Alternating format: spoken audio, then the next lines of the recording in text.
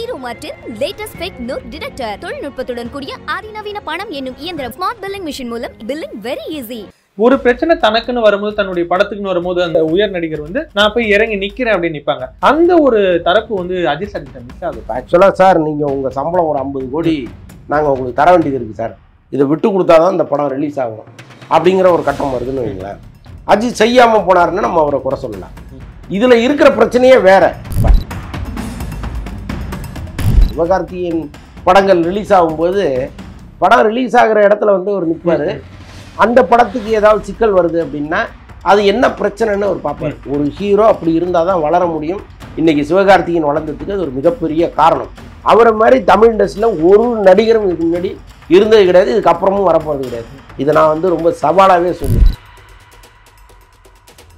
அஜித்தை பொறுத்தளவுக்கு சினிமாவே அவர் வந்து 2ஆம் இடத்துல தானே வைக்கிறார். முதல்ல அவர் வந்து கேம்ஸ் பக்கம் தானே போகிறாரு. ஸோ அப்படி இருக்கும்போது அவர் எல்லாத்தையும் விட்டு கொடுத்துட்டு நிற்கணுங்கிற அவசியம் இல்லை. ஆனால் அஜித்தை வச்சு எடுக்கும்போது இந்த ப்ரொமோஷன்ல வர இந்த ஒரு ஆடியன்ஸ் வந்து குறைவாக தான் இருக்கும். ஏன் எடுக்கிறீங்க? சொல்கிறாருல்ல, நான் வரமாட்டேன்னு அக்ரிமெண்ட்ல எழுதுறாருல, ஏன் அஜித்தை போய் புக் பண்ணுறீங்க?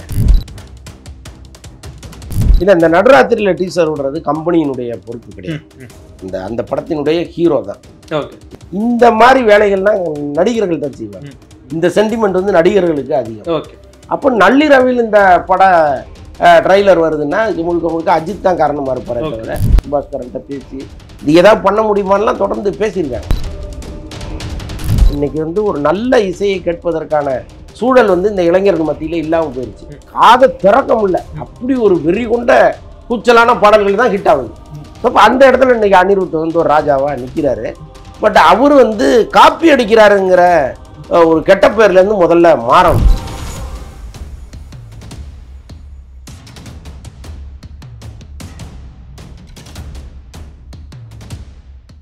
உலகத் தமிழர்கள் அனைவருக்கும் வணக்கம். நான் உங்கள் ஜபீர் செந்தமிழ். இது அக்காட் வாய்ஸின் கருத்தும் களமும் நிகழ்ச்சி. இன்று நம்முடன் இணைந்திருக்கிறார் திரைத்திறன் ஆய்வாளர் வலைபேச்சு அந்தணன் அவர்கள். வணக்கம். நலமா இருக்கீங்க? நல்லா இருக்கு. ஒரு பக்கம் அஜித் ரசிகர் அதை தூக்கி வைத்து கொண்டாடினாலும் வந்து உள்ளுக்குள்ள யார் யாரோ எதிர்த்தரப்பா இருக்கலாம். அவங்க எதிர்த்தரப்பு தான் வந்து விமர்சிக்கிறாங்க அப்படின்னு சொல்றாங்க.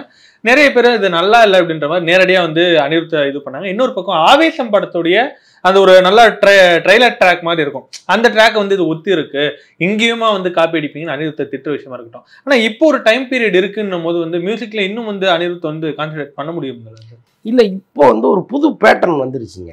இப்போ மியூசிக்கையே விற்கிறதுக்கு ஒரு செட்டப் ஒன்று இருக்கு. இப்போ அனிருத் மாதிரி இசையமைப்பாளர்கள் வந்து அதுலேருந்து வாங்கிக்கிறாங்க. அந்த ஒரு பாடலுக்கான மியூசிக்கை அப்படியே வாங்கி இவங்க அங்கங்கே கொஞ்சம் கையை வச்சு அதை வந்து ரெடி பண்ணி கொடுத்துட்றாங்க. அப்போ அந்த அந்த மியூசிக் பேங்க்னு வச்சுக்கிங்களேன், அங்கேருந்து எடுத்து நீ கொஞ்சம் வச்சுக்க, நீ கொஞ்சம் வச்சுக்க, நீ கொஞ்சம் வச்சுக்கன்னு பிரித்து கொடுத்துறாங்க. கிட்டத்தட்ட ஒரே மாதிரி இருக்குது. ஸோ அதனால் வர்ற பிரச்சனை தான் இது. பட் இதுக்கு அனிருத்து தான் முடிவெடுக்கணும். ஏன்னா இவ்வளோ பெரிய எதிர்ப்பை இதற்கு முன்னாடி அனிருத் சந்திச்சிருக்காருன்னா இல்லை, ஃபர்ஸ்ட் டைம் இப்போ தான் சந்திக்கிறாரு. ஒரு படத்துக்கு போட்ட பாட்டையே நீங்கள் இன்னொரு படத்துக்கு போட்டிங்கன்னா என்ன அர்த்தம்? அப்போ எதுக்கு இவ்வளோ பணம் வாங்குறீங்கிற மாதிரி கேள்வி கேட்குறாங்க. அதுக்கு நிச்சயமா அனிருத் ஒரு நியாயமான நிறைய படங்கள இந்த விமர்சனம் வந்திருக்கு. ஆனால் இந்த படத்துக்கு வந்த மாதிரி எந்த ஒரு படம் வந்த மாதிரி வரல. ஏன்னா ரெண்டுமே கிட்டத்தட்ட பெரிய படங்கள்னும் போது கட்டாயமாக அவர் பதில் சொல்லித்தான் ஆகணும், இல்லைன்னா அவருடைய பேட்டர்னா அவர் மாற்றிக்கணும். ஏன்னா இன்னைக்கு அனிருத்தை நம்புறாங்க. இன்னைக்கு இளைஞர்களுடைய தேசிய கீதமா அனிருத் பாடல்கள் இவருக்கு தான் அதிகமா விற்குது. அப்படி ஆயிடுச்சு. அவர் காப்பி அடிக்கிறாரு, என்னத்தையாவது பண்ணிட்டு போறாரு, எங்களுக்கு பிடிச்சிருக்கு, நான் கேட்கும் போது நாங்க ஆடுறோம் அப்படிங்கிற மனநிலைக்கே வந்துட்டாங்க. இன்னைக்கு கூட பாருங்க, பாரஞ்சித் ஒரு கருத்து ஒன்று சொல்லியிருக்கிறாரு. அதாவது வெறுப்பை விதைச்சிட்டாங்க. இன்னைக்கு வெறுப்பான விஷயங்களை தான் இன்னைக்கு ட்ரெண்ட் பண்றாங்க. அப்போ பொறுமையான ஒரு படத்தையோ அல்லது நல்ல அட்வைஸ் பண்ற படத்தையோ பார்க்குற மனநிலை இங்கே இல்லை அப்படின்னு ரொம்ப வருத்தப்படுறாரு. கிட்டத்தட்ட அப்படிதான் இன்னைக்கு வந்து ஒரு நல்ல இசையை கேட்பதற்கான சூழல் வந்து இந்த இளைஞர்கள் மத்தியில இல்லாமல் போயிடுச்சு. அதனாலதான் அட்டி தட்டி கூத்து பஞ்சாயத்துன்னு அப்படியே சும்மா காதை திறக்க முடியல, அப்படி ஒரு வெறி கொண்ட கூச்சலான பாடல்கள் தான் ஹிட் ஆகுது. ஸோ அப்போ அந்த இடத்துல இன்னைக்கு அனிருத் வந்து ஒரு ராஜாவா நிற்கிறாரு. பட் அவர் வந்து காப்பி அடிக்கிறாருங்கிற ஒரு கெட்ட பேர்லேருந்து முதல்ல மாறணும். அது ரொம்ப முக்கியம். இன்னொரு பக்கம் இந்த லைக்கா மேல வந்து சொல்றாங்க, இதே வந்து ரஜினி படமா இருந்தாலும் இன்னொரு விஜய் படமா இருந்தாலும் இப்படி ஓவர் நைட்ல அசால்ட்டா சொல்லிட்டு போயிருக்க முடியுமா பொங்கலுக்கு வரலன்றது, அது நியூ இயர் அப்போ இதை வந்து பார்த்து ரொம்ப நிதானமாக ஹேண்டில் பண்ணியிருப்பாங்க. ஆனா அஜித் படம் ஒரு படம் நடிச்சுட்டு போயிட்டாருன்னா எதுலயும் தலையிட மாட்டாரு அப்படின்றதுனால தானே இந்த ஒரு விஷயத்த ரொம்ப ஈஸியா வந்து ஹேண்டில் பண்ண முடியுது அப்படின்னு ஒரு விமர்சனத்தை அஜித் தரப்புல இருந்து வைக்கிறாங்க சார். இல்லைங்க, ரஜினியாக இருந்தாலும் சரி விஜயாக இருந்தாலும் சரி இதில் இருக்கிற நியாயத்தை முதல்ல புரிஞ்சுப்பாங்க. அதான் இப்போ ரஜினி வந்து திடீர்னு முதல் நாள் நைட்டு படம் ரிலீஸ் ஆகாதுன்னு சொன்னால் அவர் என்ன பண்ண போகிறாரு? வந்து சட்டை பிடிச்சி சண்டையை போட போகிறாரு. பணம் போட்ட தயாரிப்பாளர் அதை திருப்பி எடுக்கணும். அவர் போய் கடனில் சிக்கிக்க முடியாது. அப்போ அவர் எடுக்கிற முடிவே இறுதியானது. ஒரு ஹீரோ எடுப்பதை ஏற்றுக்கொள்ளவே முடியாது. அதுதான் நியாயம். ஆனால் அதை மீறி இங்கே வந்து பல விஷயங்கள் நடக்குது. இப்போ விஜயகாந்த் படமெல்லாம் ஒரு படம் ரிலீஸுக்கு தாமதமாகுது அல்லது வந்து ஒரு முறை ஒரு தகவல் ஒன்று சொன்னாங்க. ஆக்சுவலாக வந்து ஜெமினி லேபில் விஜயகாந்த் படமும் ரிலீஸ் ஆகுது. விஜயகாந்த் படம் பிரிண்ட்டு போட்டுக்கிட்டு இருக்காங்க, ஓடிக்கிட்டு இருக்கு. இன்னும் சில படங்கள் வந்து போயிட்டுருக்கு.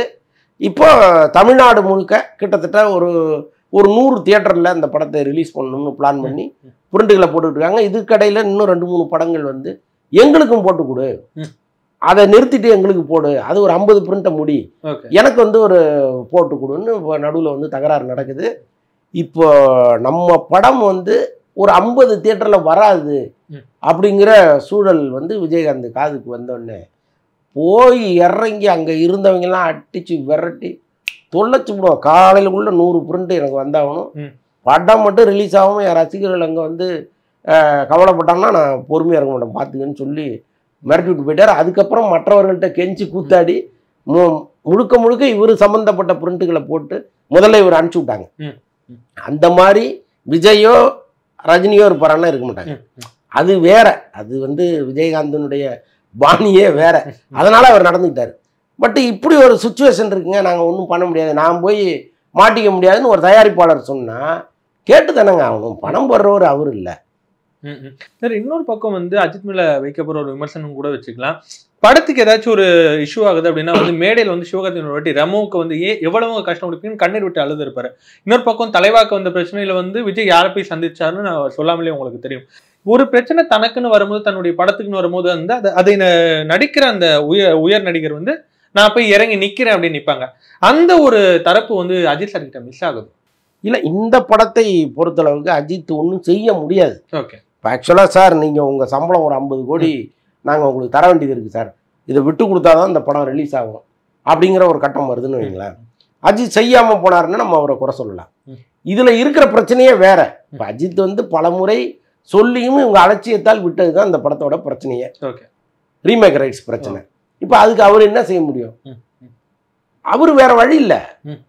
இப்போ மற்றவர்களுக்கு வர்ற பிரச்சனை வேற, இந்த படத்துக்கு வந்த பிரச்சனையே வேற. ஸோ அப்போ இதில் அஜித் இறங்கியும் ஒன்றும் பண்ண முடியாது. இப்போ சிவகார்த்திகேயன் படங்கள் ரிலீஸ் ஆகும்போது அவர் லேபுக்கு வந்து நிற்பார். படம் ரிலீஸ் ஆகிற இடத்துல வந்து அவர் நிற்பார். அந்த படத்துக்கு ஏதாவது சிக்கல் வருது அப்படின்னா அது என்ன பிரச்சனைன்னு அவர் பார்ப்பார். ஒரு ஹீரோ அப்படி இருந்தால் தான் வளர முடியும். இன்னைக்கு சிவகார்த்திகேயன் வளர்ந்ததுக்கு அது ஒரு மிகப்பெரிய காரணம். சம்பளத்தை ஒரு பொருட்டாக எந்த காலத்திலையும் மதிச்சதே கிடையாது. ஓகே, என் சம்பளத்தையும் நான் விட்டு கொடுத்து மேற்கொண்டு கடன் பத்திரத்தையும் நான் கையெழுத்து போட்டு தரேன், என் படத்தை ரிலீஸ் பண்ணுங்க நின்ன ஒரு ஆளு சிவகார்த்திகேயன். அவரை மாதிரி தமிழ் இண்டஸ்ட்ரியில் ஒரு நடிகரும் இதுக்கு முன்னாடி இருந்தது கிடையாது, இதுக்கப்புறமும் வரப்போறது கிடையாது. இதை நான் வந்து ரொம்ப சவாலாகவே சொல்லுவேன். ஏன்னா இது நம்ம படம் அப்படிங்கிற உணர்வு முதல்ல ஒரு நடிகனுக்கு வரணும். இங்கே யாருக்காவது இருக்கான்னா சேது படத்துல கூட விக்ரம் வந்து தன்னுடைய சம்பளத்தை விட்டு கொடுத்தாரு. விட்டு கொடுக்கறது வேறங்க, நான் மேற்கொண்டு கடன் வாங்கி தர்றேங்கிறது அது மாதிரி ஒரு ஆளை நீங்க பார்க்க முடியுமா? அப்படி நின்னவர் அவர். அதனாலதான் இன்னைக்கு அந்த உயரம் வந்து அவருக்கு சாத்தியப்பட்டுச்சு. இன்னைக்கு பல நடிகர்களுக்கு அந்த எண்ணம் கிடையாது. அவங்க என்ன பண்ணுவாங்க, நான் ஏன் விட்டு கொடுக்கணும், நீ பண்ணா பண்ணாட்டி போ, நான் வேற படத்தில் நடிச்சுட்டு போறேன் அப்படின்ட்டு போயிடுறாங்க. இந்த உணர்வு இருக்கிறதுனால அவர் வந்துட்டாரு. பட் இது வந்து எல்லாருக்கும் இருக்குமான்னு சொல்ல முடியாது. ஒவ்வொருத்தருக்கும் ஒரு மனநிலை. அஜித்தை பொறுத்தளவுக்கு சினிமாவே அவர் வந்து 2ஆம் இடத்துல தானே வைக்கிறார். முதல்ல அவர் வந்து கேம்ஸ் பக்கம் தானே போறாரு. ஸோ அப்படி இருக்கும்போது அவர் எல்லாத்தையும் விட்டு கொடுத்துட்டு நிற்கணுங்கிற அவசியம் இல்லை. இன்னொன்று வந்து இதில் இருக்கிற சூழலை புரிஞ்சுக்கிட்டு அவரும் கடைசி வரைக்கும் பேசிட்டு தான் இருந்திருக்கிறார். ஆக்சுவலாக லண்டனுக்கு பேசி, சுபாஷ்கரன்ட்ட பேசி, இது ஏதாவது பண்ண முடியுமான்லாம் தொடர்ந்து பேசியிருக்காங்க. பட் யாராலையும் முடியாத பட்சத்தில் அவர் என்ன செய்ய முடியும்? இன்னொரு பக்கம் சார், நம்ம அஜித்தை பத்தி பேசும்போது வந்து அஜித்தை வச்சுட்டாலே வந்து ஒரு 20 கோடி வந்து மைனஸ் பண்ணிடணும் அப்படின்றாங்க. என்னடான்னு உள்ள போய் பார்த்தா மற்ற ஒரு நடிகர்கள் எடுத்துக்கிறோம், ரஜினி எடுத்துக்கிறோம், இல்லை சூர்யாவை யாரா எடுத்துக்கிறோம், விஜய் எடுத்துக்கிறோம்னா ஒரு படம் வருது, ஒரு ஆடியோ லான்ச், ஒரு குட்டி கதை சொல்லுவாங்க, அது காக்காவா மாறும், அது கழுகா மாறும், அது பேசி விவாதிச்சு விஜய் ரசிகரே இல்லைனாலும் அவங்க வந்து படம் பார்ப்பாங்க, ரஜினி ரசிகர்களே இல்லைனாலும் படம் பார்ப்பாங்க. ஆனா அஜித்தை வச்சு எடுக்கும்போது இந்த ப்ரொமோஷன்ல வர இந்த ஒரு ஆடியன்ஸ் வந்து குறைவா தான் இருக்கும் அப்படின்றாங்க சார். ஏத்துக்கலாமா? ஏன் எடுக்கிறீங்க?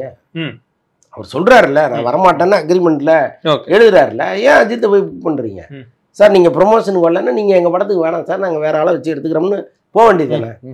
அப்போ போகாமல் ஒரு தயாரிப்பாளர் வந்து அங்கே நிற்கிறாரு, நீங்கள் வந்து 100 கோடி கேட்டாலும் தர்றோம், 120 கோடி கேட்டாலும் தர்றோம், 160 கோடி கேட்டாலும் தர்றோன்னு நிற்கும் பொழுது அவர் ஏன் இறங்கி வரணும்? ஸோ அதுதான் இங்கே நடக்கிறது. இன்னொரு பக்கம் பார்க்குறோம், லைக்காவை வந்து எல்லாருமே திட்டிக்கிட்டு இருக்காங்க, ப்ரொமோஷன் வந்து கரெக்டாக பண்ணுறதே இல்லை. என்ன ஒரு பெரிய படம் எடுத்தாலும் கூட விடாமூர்ச்சியுடைய ப்ரொமோஷனை ஒழுங்கா பண்ணலை. நட்ட ராத்திரியில வந்து டீசரை விடுறாங்க, ஒரு போஸ்டரை விடுறாங்கன்னு சொல்றாங்க சார். இதை ஏற்றுக்கிறீங்களா? இல்லை, இந்த நடுராத்திரியில் டீசர் விடுறது கம்பெனியினுடைய பொறுப்பு கிடையாது, அந்த படத்தினுடைய ஹீரோ தான். இப்ப சிம்பு படம் வந்து நடுராத்திரில வருது, நம்பர்ல வரும் பாத்தீங்கன்னா, கூட்டுத்தொகை 9 வர மாதிரி ரிலீஸ் பண்ணுவாங்க, 7/2க்கு ரிலீஸ் ஆகும் அப்படிம்பாங்க, 7/2 9. இந்த மாதிரி வேலைகள்லாம் நடிகர்கள் தான் செய்வாங்க. இந்த சென்டிமெண்ட் வந்து நடிகர்களுக்கு அதிகம். அப்போ நள்ளிரவில் இந்த பட ட்ரைலர் வருதுன்னா அதுக்கு முழுக்க முழுக்க அஜித் தான் காரணமா இருப்பாரே தவிர லைக்கா காரணமா இருக்கிறதுக்கு வாய்ப்பு இல்லை. இன்னொன்று ப்ரொமோஷனை பொறுத்தளவுக்கு இப்போ ஒரு படத்துக்கு ஒரு பட்ஜெட் போடுறாங்கன்னு வைங்களேன், அந்த பட்ஜெட்டுக்குள்ளே நீங்கள் படத்தை எடுத்துட்டிங்கன்னா அதுலேயே அவங்க விளம்பரத்துக்கு இத்தனை கோடின்னு ஒதுக்கி வச்சுருப்பாங்க, விளம்பரம் பண்ண முடியும். நீங்கள் அந்த விளம்பர காட்சியும் சேர்த்து இதில் போடுற அளவுக்கு சூழலை கிரியேட் பண்ணிட்டீங்கன்னா அவங்க என்ன பண்ணுவாங்க? இப்போ பட்ஜெட்டில் படம் எடுக்கிறாருங்களான்னா கிடையாது. இப்போ 100 கோடி 200 கோடியில் நான் இந்த படத்தை முடிச்சிடுறேன் சார்னு ஒரு டைரக்டர் இறங்கினாருன்னா 200 கோடியில் முடிக்கணும், ஆனால் அவர் 250 கோடியில் முடிப்பார். அப்போ மேற்கொண்டு 50 கோடி வேற எதுக்காக வச்சிருந்த காசு தான் இதில் தூக்கி தயாரிப்பாளர் போடுவார். அப்போ எங்கே விளம்பரத்துக்கு செலவு பண்ண முடியும்? ஸோ இந்த மாதிரி இக்கட்டு வந்து சின்ன கம்பெனிகளுக்கும் இருக்கு, பெரிய நிறுவனங்களுக்கும் இருக்கு. ஸோ அப்படிதான் லைக்கா மாட்டிக்கிறாங்களோ என்னவோ தெரியும். கருத்துக்களை வந்து நேரத்துக்கு நன்றி.